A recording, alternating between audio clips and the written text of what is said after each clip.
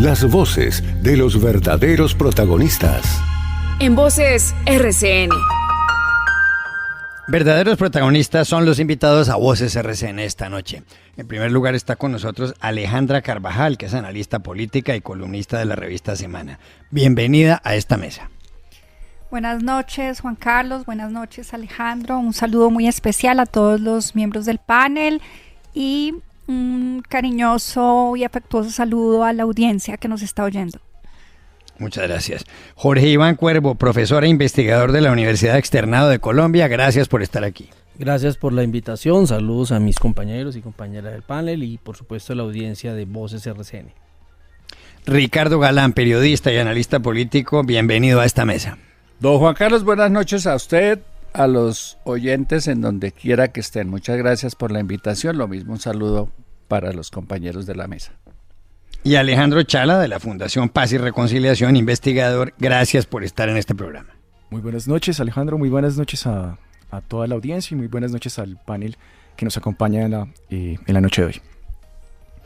Bueno, le han otorgado en una licitación de la Registraduría General de la Nación, le han otorgado el manejo de la operación logística de las elecciones del año 2026 a la firma Thomas Gregg & Sons, que es la compañía que venía fabricando también los pasaportes, una compañía muy conocida cuyos mayores accionistas son los hermanos Bautista, Felipe, Camilo y son Felipe, Camilo y el tercero no recuerdo el nombre en este momento, y Fernando. Bien, pero entonces, por otro lado, el presidente de la República, Gustavo Petro, ha puesto en duda la transparencia de esas elecciones, de las del año 2026. Recordemos que Thomas Gregg & Sons ha funcionado como operador logístico de la registraduría en varios comicios anteriores, en los que el presidente Gustavo Petro ha sido elegido, como aquellos que lo llevaron a la presidencia de la República, e incluso otros en donde él ha participado mucho más atrás. ¿Cómo analizan ustedes lo que está pasando? ¿Tiene razón Petro ahí al cuestionar a esta compañía o les parece que se equivoca el jefe del Estado? Jorge Iván Cuervo. Pues a ver, una cosa es que en Colombia, comillas, si se roban las elecciones se las roban es antes. Sí, se la roban es en la compra de votos, se la roban en los trasteos de votos, se la roban en actuaciones, por ejemplo, de actores armados en constreñimiento al elector, como pasó en los tiempos de la parapolítica. Y en Colombia creo que hay un buen récord de que en el día de las elecciones el sistema electoral siempre funciona bien. Es decir, nunca ha habido en los últimos tiempos un cuestionamiento serio a que las elecciones no hayan sido transparentes, no hayan sido claras. Entonces, digamos, Colombia en ese sentido no tiene un problema con el funcionamiento del sistema electoral. El sistema electoral son muchos elementos que funcionan, la Registraduría Nacional del Estado Civil, que es la que monta las elecciones, los partidos políticos que por ejemplo nombran a los jurados, el Consejo Nacional Electoral, la fuerza pública que garantizan tanto en las ciudades como en el sector rural el funcionamiento y que se cumplan en las elecciones. Entonces, digamos, si uno tuviera que cuestionar la transparencia de las elecciones, tendría que cuestionar todos estos factores. En el caso de esta licitación, pues ellos desarrollan lo que llamaría uno la operación logística de las elecciones, nunca han fallado. Creo que es una obviedad decir que bajo ese mismo sistema Gustavo Petro ha sido elegido representante a la Cámara, senador, alcalde de Bogotá, presidente de la República y nunca hubo cuestionamientos a ese funcionamiento. Así que me parece que digamos las dudas que quiere dar el jefe de Estado sobre esto, no me parece que haya evidencia que lo respalden, y me parece que no es un buen mensaje, porque quién más que el jefe de Estado, que es además el comandante de la fuerza pública, es el garante del ejercicio y el desarrollo de las elecciones. Así que me parece que no tiene razón en sus cuestionamientos, y además no me parece un mensaje conveniente siendo él el jefe de Estado. No es cualquier persona opinando sobre la transparencia de las elecciones. Alejandro Chala, ¿coincide con ese punto de vista? Yo creo que hay que ir a algo más profundo, Juan Carlos, y hay que hacer en este caso, y voy a ser un poco insistente en esto, un poco de pretosplaining para precisamente explicar un poco qué es lo que está pensando Gustavo Petro, sí, para saber qué es lo que hay que cuestionarle realmente. Yo creo que lo principal es... Perdón, el término de Petro-explaining es el nombre de un máster en la Universidad de Harvard, ¿o eso? No, pero es claro de que de Oxford. En la opinión pública ha surgido mucho la idea de que el presidente no se entiende y muchas veces ni siquiera se entienden las ideas de lo que explica. Entonces creo que uno intenta interpretarlo en el ejercicio, ¿no? Y la manera en como uno intenta interpretarlo es la siguiente. El presidente ve la cuestión de la siguiente forma. Hay una tercerización de las funciones críticas del Estado en organizaciones privadas. Creo que el argumento fundamental del presidente para oponerse a que Thomas Geoghegan termine precisamente con la licitación de los pasaportes, o en este caso con el tema electoral, es ello. Hay un cuestionamiento por esa tercerización y Petro quiere revertir la lógica de acumulación privada en los aparatos del Estado. Recuerda que él está muy en la lógica de transformar la dinámica de contratación estatal, pues porque en últimas hay algo que sí puede llegar a ser cierto, y es que hay unas narrativas que van en contra de lo que él considera es una serie de oligarquías que se vuelcan sobre el manejo de temas sensibles hacia lo público. Eso lleva a lo siguiente, y es que precisamente hay un intento del gobierno por recomponer y resimbolizar una narrativa de soberanía pública que considera él en su ejercicio ha sido transgredida por el modelo económico y político imperante en el país. Entonces ahí es donde se habla precisamente de la idea del monopolio sobre los datos, del control electoral, que lleva a otra narrativa que es la del riesgo. Y es importante esta palabra narrativa porque analistas como Andrés Mejía Bernó o como el mismo profesor Alejandro Mantilla hoy en redes sociales estaban precisamente discutiendo cómo se ha transformado un poco la discusión ideológica en la discusión sobre narrativas. Entonces, Petro considera en este momento que hay una estructura de poder privatizada desde donde lo público, desde en el escenario de lo público se gestionan lógicas privadas que son ilegítimas, y creo que realmente lo que hay que entender un poco en este tema es que para él la aversión al riesgo en este caso es hay unos actores privados que se están encargando del ejercicio electoral. ¿Por qué estos actores privados tienen que hacer ese ejercicio y por qué no lo puede hacer el Estado? Para mí, desde mi perspectiva, yo sí tengo algo muy claro, y es que no es el escenario para dar esa discusión ahora mismo. Yo creo que realmente la coyuntura del país está en otro tema. El debate es importante, y sí es importante, porque como lo he dicho en otros análisis, es importante en tanto estamos en la discusión sobre un modelo de país, un modelo de democracia y sobre lo que queremos hacia el futuro. Esto no es solamente las elecciones de 2026. Hay dos grandes bloques en disputa. Hay un bloque progresista, hay un bloque, digámoslo así, opositor, que se están girando y están construyendo una narrativa alrededor de sus mitos fundacionales, y esos mitos pues hablan de un modelo de país, y yo creo que en este caso estos debates pueden estar un poco insertos en esta lógica, pero no creo que sea la época y que sea el momento. Primero, porque pues finalmente el sistema de pesos y contrapesos en la democracia colombiana funciona. Yo no creo que el problema sea el sistema electoral colombiano. Hay unas denuncias históricas de fraude, pero creo que en este caso lo que toca construir es una narrativa alrededor precisamente de cómo garantizamos la legitimidad en un sistema político que ha estado en unos momentos en una fuerte disputa, pero que en este caso no está dando signos precisamente de algún tipo de ilegitimidad, y más cuando él es el jefe del Estado y del gobierno, y como decía el profe Cuervo, pues debería mandar ese mensaje de confianza. Creo que más o menos esa sería una lectura un poco de lo que yo vería frente al tema de ese tema. Alejandro, usted dice que ha habido denuncias históricas de fraude en las elecciones presidenciales. ¿Cuál ha sido la última en donde haya habido un cuestionamiento serio de fraude? Porque si mi memoria no me falla, la última fue la de 1970. ¿Usted qué opina? Sí, yo creo que precisamente es un intento, como te digo, como estamos en esta disputa sobre un modelo de país y demás, creo que existe la urgencia de evitar de alguna manera u otra que, no sé, el enemigo en este caso o el antagonista se robe las elecciones, y yo creo que el gobierno está en una narrativa que va por ese lado. Bueno, igual en las elecciones al Congreso del Pacto Histórico aparecieron lograron ganar unas curules por cuenta de un reconteo de los votos. Claro, y también hasta cierto punto, y se habla mucho de fraude en la lógica un poco de estas diferencias que suelen haber entre los preconteos y los escrutinios, pero pues realmente si tú te das cuenta el sistema político colombiano no ha tenido como un caso de tal gravedad desde el 70, y creo que el gobierno lo lee precisamente en esta lógica de disputa con otro sector político en este término más existencial. Entonces creo que en este caso apela a esas narrativas, pero claramente el sistema político colombiano no está dando un signo de que lleguemos a ese nivel. Ya. Ricardo Galán, ¿cuál es su opinión? Yo comparto un poco la preocupación del presidente, pero desde otro punto de vista. y es, ¿va a haber elecciones en Colombia? Porque lo que veo es un presidente dedicado a montar un relato para aplazar las elecciones. Ya hoy lo dijo, ya hoy amenazó en su cuenta de Twitter con aplazar las elecciones porque ganó Thomas Gregg la licitación de la registraduría. Ya dijo que él no quiere aplazar las elecciones, pero esa es una insinuación y una amenaza clara de que quiere aplazar las elecciones. Ya le agregó ese detalle. A mí me preocupan más otras cosas que creo que es a lo que no quiere el presidente que nos demos cuenta que está pasando.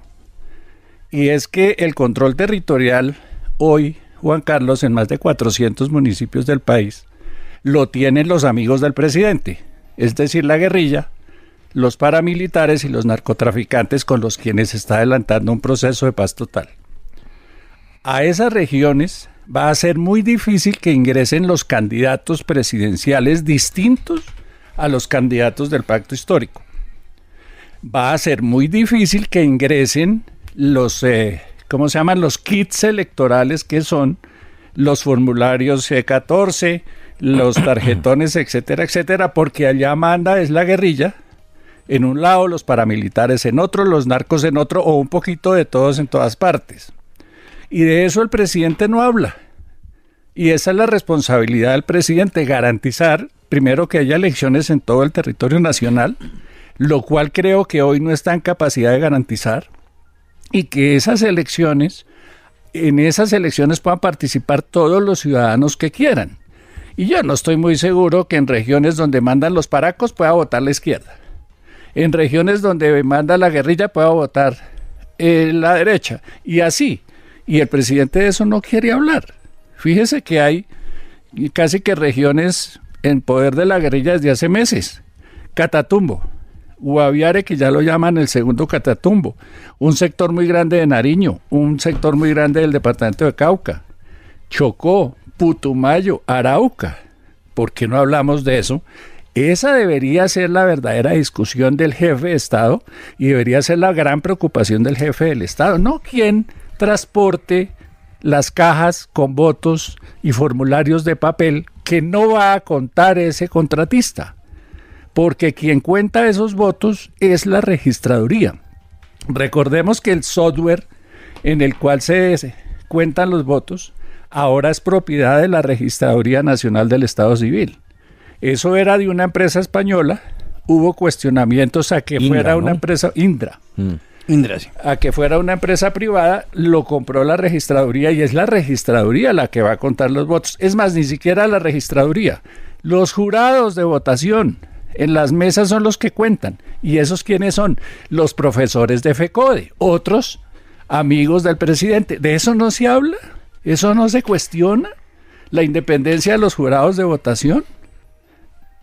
Deberíamos cuestionar eso. Deberíamos cuestionar la participación de los testigos electorales, la transmisión de los datos. En fin, creo que deberíamos preocuparnos por otras cosas distintas a quién es el tipo que va a mandar unas cajas llenas de formularios y papeles para que la gente vote. Que es eso lo que va a hacer Thomas Gregg. Thomas Gregg no cuenta votos, no escruta votos, no declara elegido a nadie. Todo eso lo hace el sector público. Así que es carreta el cuentico de que a través de Thomas Gregg se puede hacer un fraude. Como bien dice Cuervo, el fraude se comete antes, cuando no se deja que la gente vote. Cuando otro fenómeno del que el presidente no quiere que se hable, lo dijo la MOE ayer.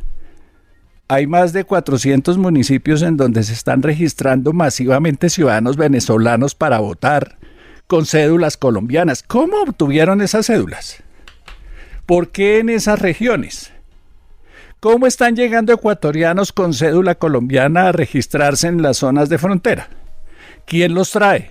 ¿Para qué los trae? Esas deberían ser las preocupaciones y no quién va a manejar las cajas. Bueno, Alejandra Carvajal, ¿cuál es su punto de vista sobre esto? Bueno, yo creo que cuando la empresa Thomas Gregg & Sons, la Registraduría Nacional, llegaron a un acuerdo, en el pasado pudimos observar cómo se hicieron elecciones con garantías para todos los sectores. De hecho, el presidente Petro, bajo este esquema, fue elegido alcalde mayor de la ciudad de Bogotá y también presidente de la República. Obtuvo una buena porción del Congreso, su pacto histórico. Entonces yo la verdad no veo la queja por qué de falta de garantías cuando a él históricamente esta alianza entre la registraduría y Thomas Gregg han dado garantías a todos y a los distintos sectores que están representados en los tarjetones electorales. Ahora bien, esta empresa Thomas Gregg en efecto lo único que hace es suministrar los kits electorales, pero hay que hacer una pedagogía importante entre la audiencia, los oyentes, las personas, sobre todo jóvenes, los primeros votantes que no tienen muchísima idea de cómo funciona nuestro sistema electoral. Y es que esta empresa lo único que hace es suministrar las cajas, las papeletas, pero en ningún caso, tal como lo está citando Ricardo Galán, ellos hacen los conteos. Esto lo hacen jurados completamente apartes, que son elegidos por sorteo, al azar, por parte de la registraduría. Entonces, pues aquí no hay manera de que se amañe el sistema electoral nuestro, contrario a otros países, ¿no? Que sí han tenido estos problemas. Nosotros históricamente podemos rescatar que Colombia se destaca en la región como una de las democracias más fuertes de América Latina.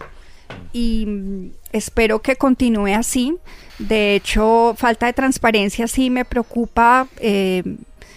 Yo recuerdo mucho una entrevista que presentó hace un año, un poco más de un año, Juan Fernando Petro, el hermano del presidente Petro, diciendo que en efecto él había llegado a un acuerdo con paramilitares, etcétera, narcotraficantes que se encontraban recluidos, que entonces se hizo llamar, yo creo que todos recordamos el pacto de la picota, y él reconoció que habían sacado 1 millón de votos en una zona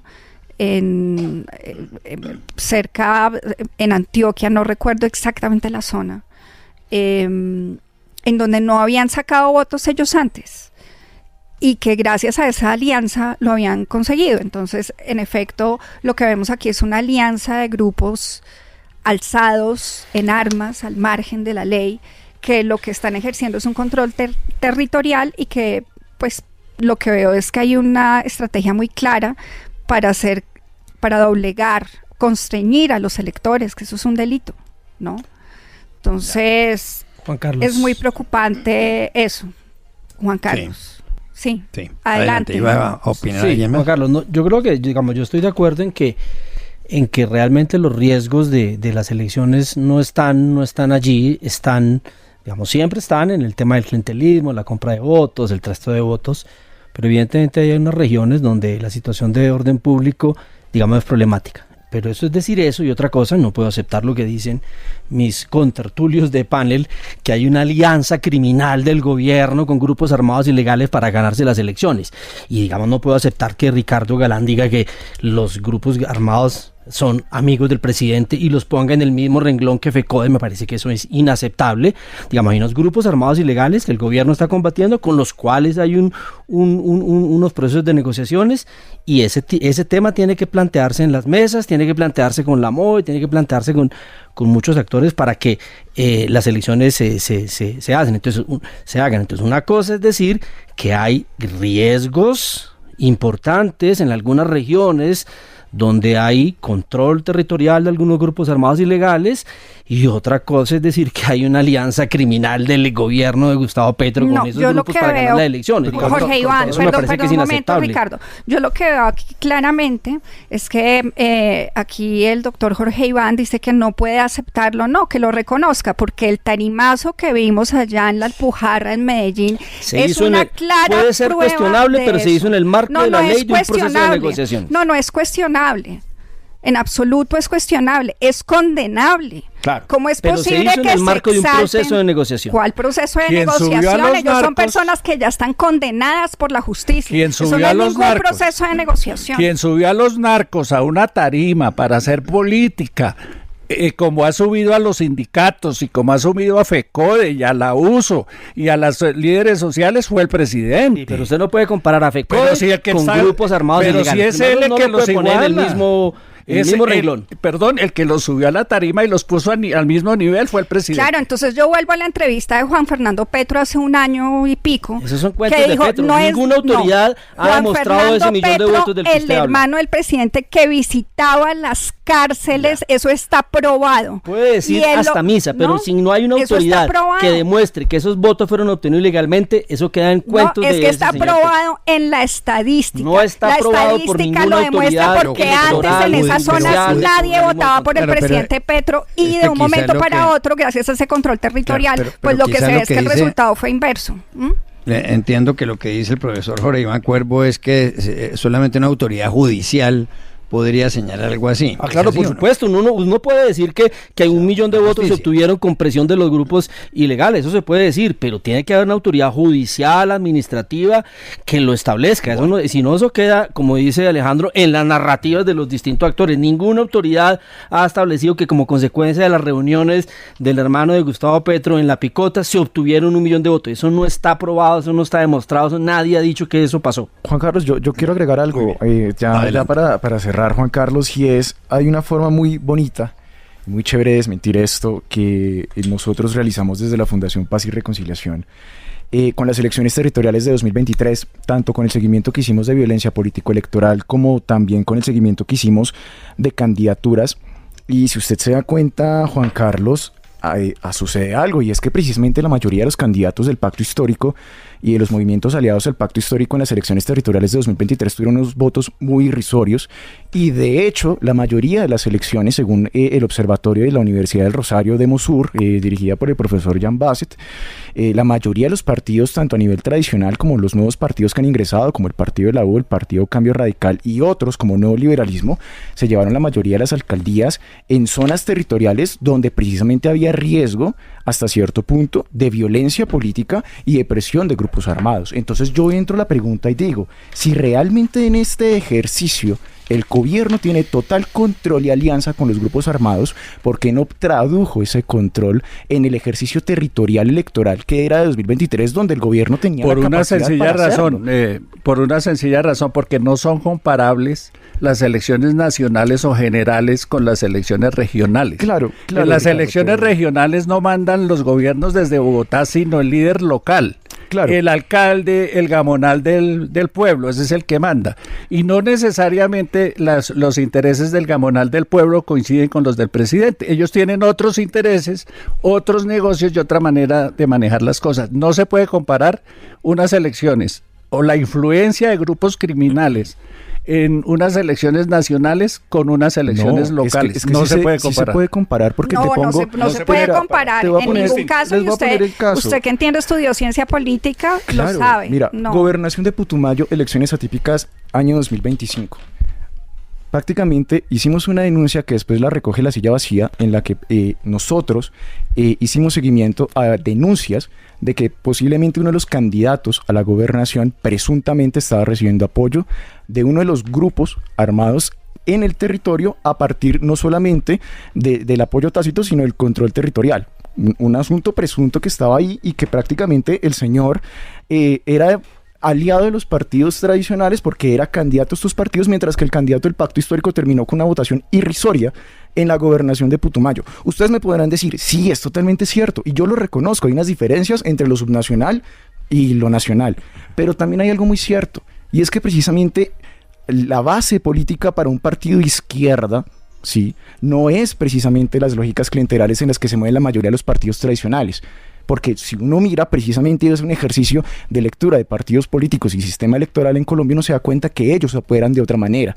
Y como operan de otra manera, uno no puede llegar a señalar que van a reproducir esa misma lógica cuando estos mismos partidos pues no tienen esa capacidad para ello. Entonces, si no pueden construir bases, si no pueden precisamente movilizar votos por controlar territorialmente un lugar que les lleve electoralmente, por ejemplo, a tener representantes a la Cámara y a tener senadores, pues entonces, ¿cuál es la base? ¿Y cuál es el Yo encontré en la página web, ya que estamos hablando de este tema, en la página web del ELN en la época de las elecciones, yo vi como ellos de frente respaldaron a Francia Márquez. Yo tengo pantallazos de eso. Mire, Salvatore Mancuso... Y se vio que gracias al control territorial que ellos ejercieron, muchas personas votaron por ese proyecto en zonas donde había gobernanza del ELN. Mire, Salvatore Mancuso Eso se en llama en el constreñimiento 2011 al dijo elector. que ellos habían hecho campaña por Álvaro Uribe en el 2008-2009. De acuerdo. Ninguna autoridad electoral ha aprobado eso. O sea, yo no pongo en duda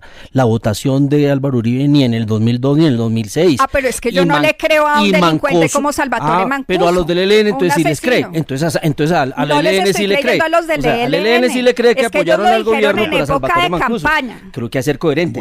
Salvatore Eso es Mancuso ser dice, coherente. votamos por Uribe. Él puede decir eso, ninguna autoridad Es que lo ha es que aprobado. está aprobado El ELN en las dijo, apoyamos a votaciones. Gustavo Oigan. Petro. Ninguna autoridad lo ha aprobado. Yo no dudo Bueno. de la legitimidad de la votación de Álvaro Uribe, ni en el 2002, ni en el 2006, y no dudo de la legitimidad de la votación de Gustavo Petro, porque lo que digan sus hermanos, bandidos, mientras una autoridad no lo demuestre y no declare la nulidad de esos votos, se queda en las narrativas Jorge Iván, sociológicas, pero con todo politológicas. respeto aquí, hoy nadie ha puesto aquí en duda la legitimidad del presidente Petro. Nadie. No, no. Y lo que en están estos 3 años, De no, hecho, pero decimos que el Carlos, sistema está electoral diciendo- colombiano es más, le dio que las los Los suficientes grupos garantías para guerrilleros ser son amigos elegido. del presidente, Bueno, cosa que me parece pero eso- inaceptable, y está sugiriendo que entonces hay una alianza criminal. pero eso y que dígale esos a son los él que se no van lo a suba robar a las elecciones. tarimas. Eso Dígale a él eso que no lo O que suba a los las extradite a los Bueno, Estados oigan, Unidos, tengo o que porque ir a ha una frenado puesto en duda tantas la legitimidad de extradiciones. Petro, nadie. Señores, Porque el tengo que presidente ir a una Petro pausa. ha frenado tantas extradiciones. Ah, bueno, porque tiene las facultades establecidas por Oigan. la ley de orden público de que puede frenar extradiciones si quienes están en un proceso de negociación contribuyen con la paz. Eso está desde la ley de orden público, Bueno. lo hicieron Pues no todos los contribuye con gobiernos. la paz, porque la verdad la Bueno, situación de orden Alejandra, es que público es tengo- peor tengo- que cuando él recibió el mandato. Les quiero pedir un permiso, pero tengo que ir a una pausa porque ya va a ser la hora en punto. 7 de la noche, 59 minutos. Continuamos. En Voces RCN. Seguimos en Voces RCN con Alejandra Carvajal, Jorge Iván Cuervo, Ricardo Galán y Alejandro Chala. Hay noticias sobre los pasaportes o sobre la elaboración, fabricación de los pasaportes en Colombia. En esto llevamos ya varios meses, varias semanas, y el asunto está en que el gobierno del presidente Gustavo Petro pues dice que va a lograr que la imprenta nacional, con la asesoría de la Casa de Moneda de Portugal, pueda fabricar esas libretas con las cuales los colombianos pueden viajar a otros países, los pasaportes, lo cual es un derecho para cualquier ciudadano, así como lo es que le expidan la cédula o la tarjeta de identidad. Bien, pero ahí hay varios problemas porque la Procuraduría señala, y muchos expertos, que en este momento la fabricación de los pasaportes no la pueden llevar de manera eficiente la imprenta nacional y la Casa de Moneda de Portugal, que seguramente incluso habría algunos retrasos.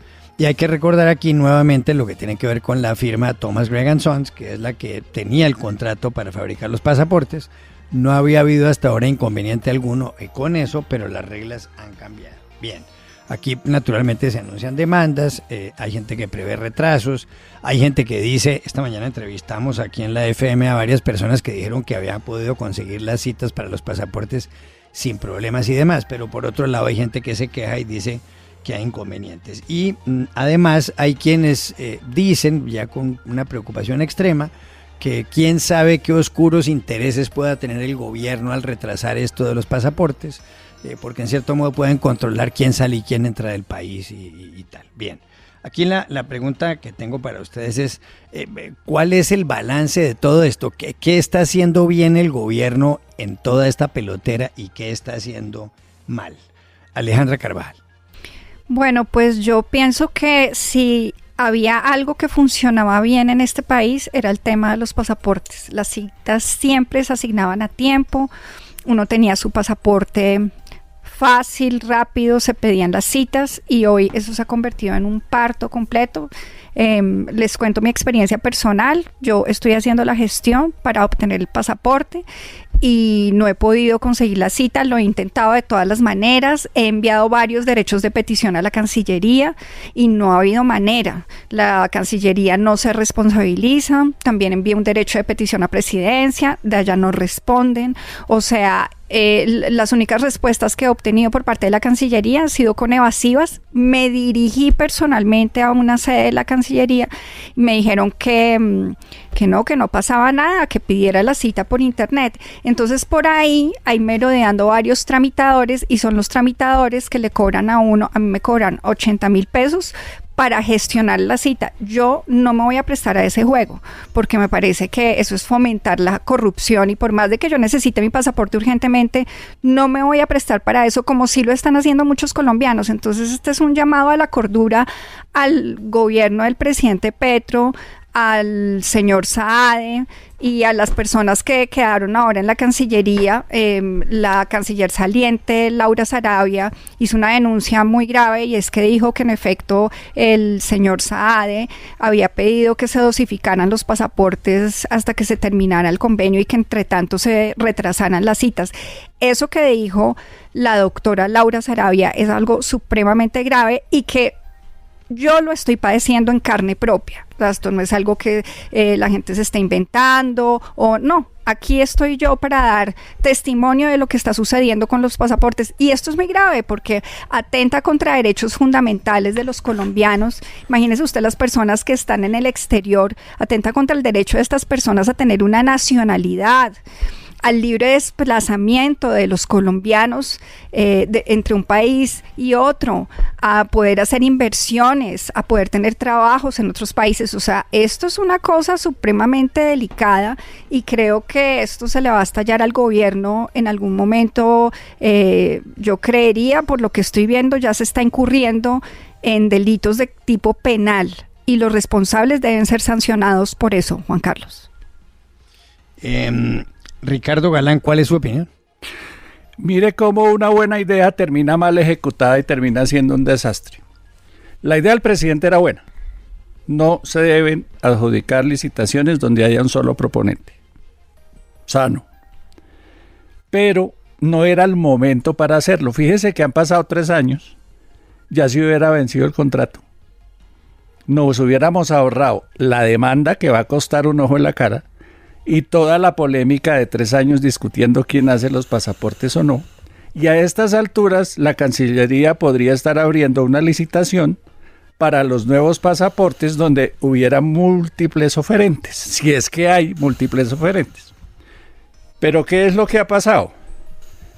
Que nos quedamos en la discusión y no solucionaron el problema. ¿Y saben cuál es la solución del problema? Peor que la que el presidente le molestaba. Tengo entendido que le van a adjudicar la elaboración de los pasaportes a una empresa privada francesa a dedo, ni siquiera con una licitación en donde participe un solo proponente, sino a dedo. Entonces nos gastamos 3 años discutiendo para encontrar una solución peor que la que no le gustaba al presidente. ¿Cómo lo van a hacer? A través de un convenio entre la Imprenta Nacional con la Casa de la Moneda de Portugal, que ellas dos firman un convenio y contratan a la empresa francesa para que haga los pasaportes.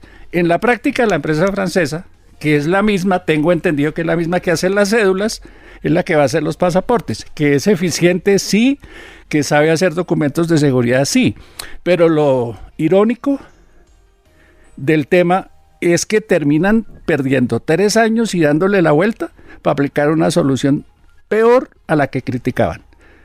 Una cosa era una licitación con un proponente y otra cosa es una adjudicación a dedo después de 3 años de desgaste, un canciller destituido y 3 cancilleres echados porque no fueron capaces de firmar algo que evidentemente es ilegal. Bueno, Jorge Iván Cuervo, ¿qué piensa del tema? Sí, yo tiendo a estar un poco de acuerdo con lo que dice Ricardo. Digamos, la primera objeción la objeción central que hizo en su momento el presidente, que no es solo para este caso, sino para cualquier tipo de contratación, es que haya un solo oferente, digamos, la libre competencia. Pero resulta que hay temas que son muy especializados, donde por más que usted abra la licitación, a la hora de calificar los proponentes, generalmente quien ya lleva experiencia, quien ya tiene inversión en este tema, porque digamos no es de que yo voy a hacer pasaportes en la bodega de la esquina. Una, por ejemplo, de las exigencias fuertes que les piden a los proponentes es que tengan un sistema de respaldo en otro país por si llegare a pasar alguna contingencia. Thomas Angrel lo tiene en Brasil, porque tiene los recursos y el músculo financiero para invertir, porque digamos, ese es su negocio. Los otros proponentes que se han presentado han quedado eliminados cuando presentan, les exigen ese requisito, pues ahí tienen menos puntaje. Entonces todo el mundo dice, ¿por qué tanto en el caso de los pasaportes como en el caso de la registraduría Thomas & Gray vuelve y se gana las licitaciones? Bueno, porque el sistema de puntaje de los procesos de contratación premia a los que tienen experiencia, a los que han invertido para presentarse bien a los contratos, y eso es lógico. Se dio entonces una aclaración, Ricardo. Thomas & Gray retiró esa demanda. Esa demanda lo explicó en su momento el abogado de ellos, Juan Pablo Estrada, que ha venido varias veces acá a voz. Ellos retiraron esa demanda porque entiendo que Thomas & Gray no quiere ser visto pues como un proponente conflictivo que esté todo el tiempo litigando. Y yo creo que en esta coyuntura tenía razón Laura Saravia. Digamos, lo práctico, lo pragmático, lo lógico, desde el punto de vista jurídico y desde el punto de vista de la eficiencia del servicio, era haberle prorrogado por un año más a Thomas & Gray y verificar con los expertos, con contratistas, decir, bueno, ¿cómo debe ser el sistema de selección de contratistas para la expedición de pasaportes? ¿Cuáles son los requisitos técnicos, pero además, no sé, de soberanía, de seguridad, de una cantidad de cosas? Porque, y en eso, insisto, digamos, si el resultado va a ser el que dice Ricardo, que a través de un convenio terminen entregándole una subcontratación a una empresa francesa, pues el resultado de transparencia y de pluralidad de oferentes no se va a cumplir. Pero voy a decir algo, con esto termino mi intervención. Digamos, eso son ganas de buscarse problemas. Es decir, si uno busca 100 problemas que debe resolver un presidente en un país como Colombia, yo creo que entre esos 100 no está el de la expedición de pasaportes. Es que el contrato era por 3 años. Ya hubieran terminado el contrato. Y estoy de acuerdo que en la práctica terminaron ejecutándolo. Yo no sé si más caro o más barato. Y estoy de acuerdo en que no es un tema menor. Digamos, el pasaporte implica muchas situaciones: poder viajar, poder hacer negocios, poder ir a estudiar. Para muchas personas, yo no digo que sea un trámite más, es un trámite, pero no es un trámite cualquiera, pero era algo que venía funcionando bien. Digamos, yo creo que es ganas de buscarse problemas y de no tener clara dónde están las prioridades, de dónde poner un poco la voz presidencial, porque si no sé, si el secretario de la presidencia cuestiona, de la transparencia cuestiona un proceso, pues uno dice, venga, la procuraduría la contraria. Pero cuando es el presidente de la República, y nosotros en Colombia tenemos que la palabra del presidente de la República, sea quien sea, pesa mucho. Yo creo que eso ha generado mucha distorsión. ¿Será que se puede mirar por separado de lo de Thomas Gray con la registraduría? Pues son cosas distintas. Claro, distintas, claro, pero el presidente quiere poner ahí de duda frente a Thomas Gray. Que ese mismo actor está en los dos procesos. Pero es que en ese relato no solo es la registraduría, es muchas cosas que han ido tejiendo alrededor de que las elecciones no van a ser transparentes. Claro, pero hasta ahora no, y yo vuelvo a los pronunciamientos de los organismos de control. Hasta ahora no ha habido ningún pronunciamiento de ningún organismo de control ni un organismo judicial que diga que alguna licitación en la que haya participado Thomas & Gray, que se la han ganado, haya sido como consecuencia de actos de corrupción. Eso no ha pasado. Eso se queda en las narrativas políticas, por decirlo así. Alejandro Chala creo que tiene opinión sobre el tema. Adelante.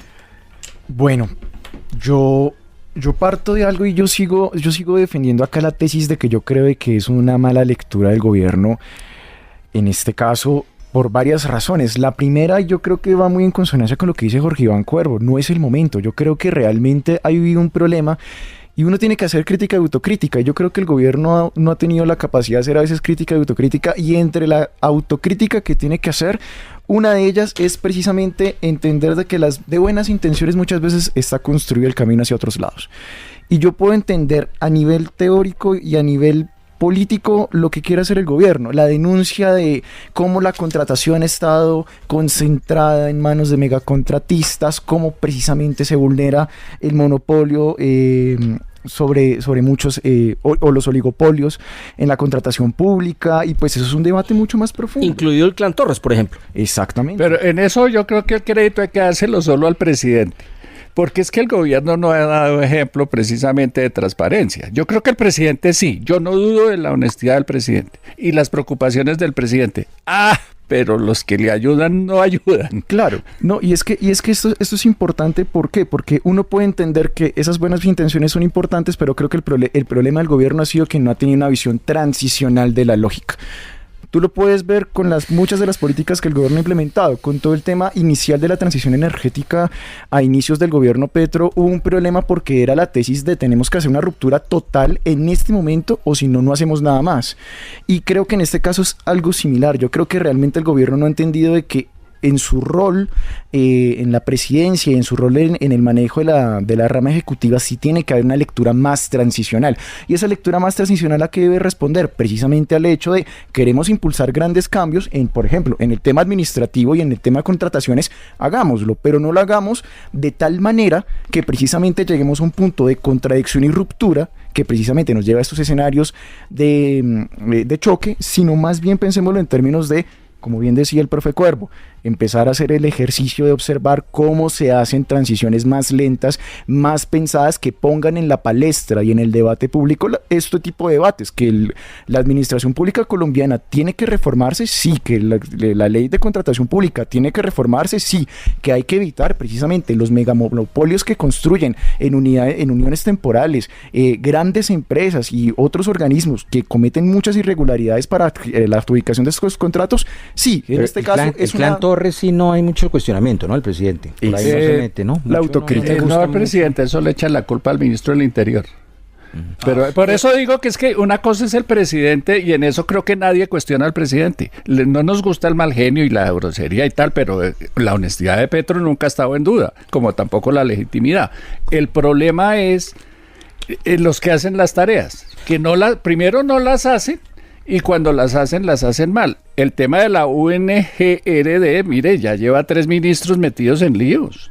Una cosa que yo quisiera discutir un poco con Alejandro, Juan Carlos, y es digamos, las capacidades estatales, las capacidades institucionales. Es decir, luego de las reformas del ajuste estructural, lo que se conoce como las reformas liberales, en todo el mundo y especialmente en América Latina, el Estado se adelgazó por razones fiscales, por distintas razones. Hoy la mayoría de servicios que presta el Estado, por ejemplo, el PAE, restaurantes comunitarios, construcción de carreteras, elaboración de pasaportes, son prestados por particulares porque el Estado ya no tiene la suficiente capacidad en sus plantas para prestar esos servicios, de tal suerte que cuando usted dice que detrás de eso hay toda una discusión mucho más política de que el Estado se está privatizando, la pregunta es: ¿podemos volver a un escenario en el que el Estado preste directamente los servicios, que elabore los pasaportes, que construya las carreteras, que preste los servicios de alimentación, atienda los restaurantes comunitarios? Yo creo que,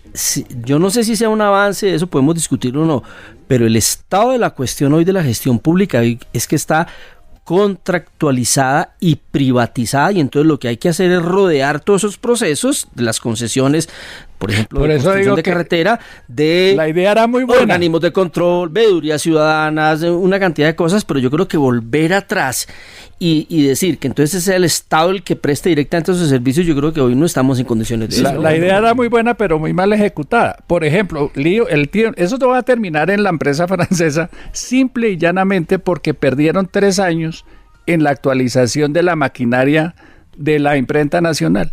Se dedicaron a pelear y nunca se les ocurrió que había que invertir en maquinaria, en tecnología, preparar a los empleados, a los que iban a operar las máquinas, y ahora que toca, los cogió cortico, tienen 2 meses para solucionar el problema, y los franceses ya tienen todo instalado.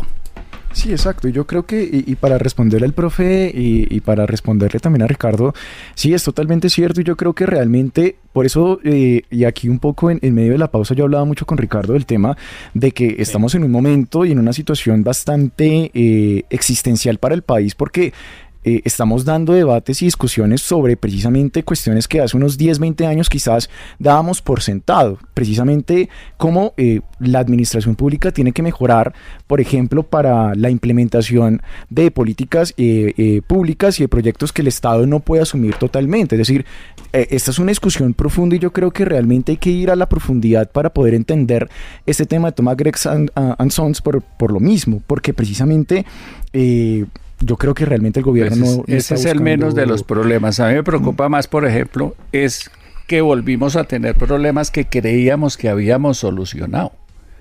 ¿Cómo así que el sistema de salud hoy resulta que no ha solucionado la tosferina? Yo creía que la tosferina era una enfermedad erradicada hace décadas. Y no, estamos en emergencia de tosferina. Le dicen a uno en el aeropuerto, usted está vacunado contra la tosferina. La tosferina es una cosa por dar los 3 años. O el sarampión en Estados Unidos, por ejemplo. Es que dice uno, nos estamos volviendo a vivir problemas que los más viejos ya habíamos creído solucionados. Y no, ahí están. O sea, nos devolvimos. Bueno. Óiganme, último tema, pero les cuento que nos quedan 4 minutos. Cada uno tiene para responder 40 segundos y el tema lo pone Alejandro Villegas. Y tiene que ver con las declaraciones que dio el embajador encargado en Bogotá, que es el responsable de los negocios, John McNamara, a propósito del llamado a consulta. Su vuelta a Bogotá lo hizo a la ciudad de Medellín, pero se conoció un comunicado diciendo que después de consultas exhaustivas en Washington, llegué a Medellín con preocupaciones persistentes de mi gobierno sobre la retórica y acciones de los más altos niveles de gobierno colombiano que ponen en riesgo la relación histórica, cercana y mutuamente beneficiosa entre nuestros dos países. ¿Quedamos con matrícula condicional, Ricardo? Pues no hay que leerlo, hay que escucharlo. A mí la embajada me mandó el audio. Lo que el señor está diciendo es, vamos a hablarnos pasito y no nos vamos a insultar, pero el problema está muy lejos de solucionarse.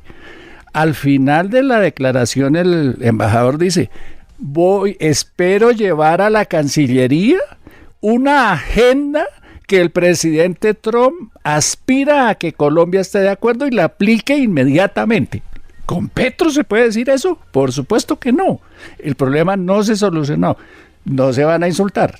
Pero que tenemos un lío, tenemos un lío. Doctora Carvajal, ¿este tema quedó resuelto o aquí hay heridas todavía de por medio? Pues yo creo que hay un problema mucho más de fondo, que es que el actual gobierno no goza internacionalmente de credibilidad. Yo creo que allá apunta, es un tema de crisis de credibilidad. Creo que nosotros continuamos con unas buenas relaciones con Estados Unidos, buenas entre comillas, me refiero a que tenemos embajador al menos interino, lo cual pudo no ser porque pudieron romperse las relaciones. Pero lo que pienso es que estas existen gracias a que hay muchos ciudadanos colombianos que están en Washington abogando para que esas relaciones no se rompan, y les doy las gracias a esos colombianos que están haciendo esas gestiones. Caro que nos salió insultar en público y pedir disculpas en privado. Alejandro, ¿cuál es su opinión sobre esto? ¿Seguimos con matrícula condicional? Yo voy a decirte lo mismo que te dije a ti hace unos días en alguna emisión, en un debate que tuvimos a mediodía, y es lo siguiente: yo sí pienso que estamos en un punto en el que tanto el gobierno de Gustavo Petro como el gobierno de Donald Trump son gobiernos ampliamente antagónicos. Esto no se va a resolver en el marco de las relaciones internacionales, porque claramente hay una disputa ideológica que es totalmente irreversible. Yo creo más bien que dependerá del gobierno Petro si toma la solución de la coexistencia mutua con el gobierno Trump y le baja el tono, o si sigue en la lógica discursiva amplia de discutir. Yo la verdad sí pienso y creo que realmente también la política exterior norteamericana tiene un problema, y es que es una política bastante frontal y bastante compleja. Es decir, hay que ver la medida que tomó contra Brasil hoy de aumentarle el 50% de los aranceles por el proceso judicial a Bolsonaro. Eso es totalmente inexplicable para un orden internacional que se supone debería basarse en el mutuo, en la mutua comprensión y entendimiento de las naciones que eso sí es interferir en los asuntos internos de un país. Exacto. Yo creo que realmente el gobierno puede llegar a un punto de neutralidad en el que precisamente no compagina y no le responde directamente al gobierno Trump, pero sabe que realmente esa disputa que tiene con este gobierno es totalmente antagónica y que prácticamente no se va a resolver en ese marco de las relaciones internacionales. Doctor Cuervo.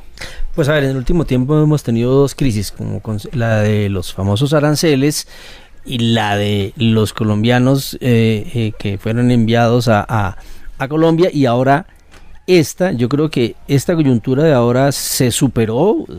Funcionaron los canales diplomáticos, creo que se movió bien el embajador, los últimos gestiones de la canciller, pero quedamos ahí. Por ejemplo, ahorita viene el tema de la certificación del Departamento de Estado frente al tema de drogas. Creo que ahí hay una discusión fíjese que lo muy que dice compleja. el embajador en Medellín esta mañana, convirtieron el lío en un problema de seguridad nacional, de seguridad regional. Pero bueno, para Estados Unidos el tema de drogas siempre ha sido un tema de seguridad No, es que nacional. no, de seguridad Entonces, regional es no Colombia, sino la región. O sea, lo que ya mandaron es una razón de que o se alinean o se alinean. de acuerdo, pero ahí yo creo que hay que ir a lo que siempre ha terminado triunfando, que a veces suena retórica, a veces hay una relación histórica, tanto a Estados Unidos como a Colombia le conviene tener buenas relaciones, les conviene ser socios estratégicos, porque hay muchos temas, no solo el tema de drogas, no solo el tema de migración, sino el tema de drogas ilícitas, tienen que resolverse, y es mejor resolverse si tienen, digamos, comunicación. Si frente a esos temas tan complejos no se hablan y están rotas las relaciones, es mucho más difícil. Yo creo Toca que convencerlos de que cuenten hasta 1000 antes de ambos trinar. países les conviene tener A los buenas dos. relaciones por los intereses de cada uno en los temas que son, digamos, centrales, y que el encargado de negocios recordaba en esta agenda que planteó. Bueno, se nos acabó el tiempo, señores. Gracias, Alejandra Carvajal, por haber estado aquí, Jorge Iván Cuervo, Ricardo Galán y Alejandro Chala. Y a ustedes los espero mañana en Voces RCN, 8 de la noche, 29 minutos.